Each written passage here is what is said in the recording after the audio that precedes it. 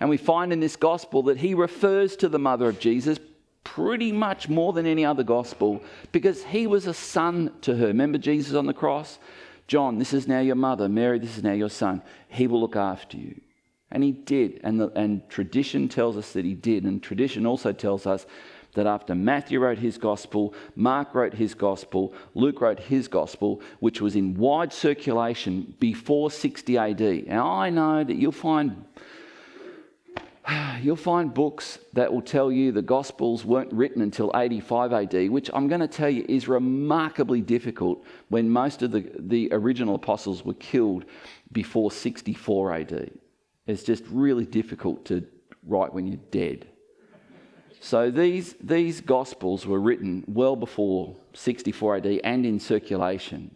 The pain, the hurt, the regret, the shame, the guilt, he takes it away. Buddha can't do it. Muhammad definitely can't do it. New Age can't do it. Forgive me for saying this. Some of you aren't going to like this, but Jordan Peterson can't do it. Only Jesus can do it. Take away your guilt and your shame. Take away that pain of the past and give you a brand new start.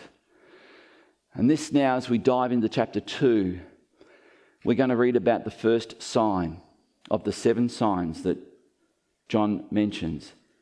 I've sort of wrestled with what to call this, because I always try to be clever with what I try to call things, but this is not very clever. This is the first sign, water into wine.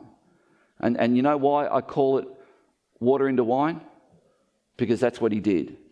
So in thinking about it, I thought, but further on in the chapter, as we'll see, the bizarre thing is, and there's having an Orthodox church there, and it said, this is where Jesus turned the water into wine. Yeah, and pull the other one, it plays Jingle Bells, because that's a tourist thing.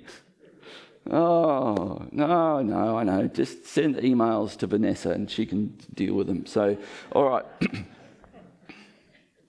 After this, he went down. So it's a hilly country. He goes down to Capernaum, even though Capernaum was north, with his mother and his brothers and his disciples. And they stayed there for a few days.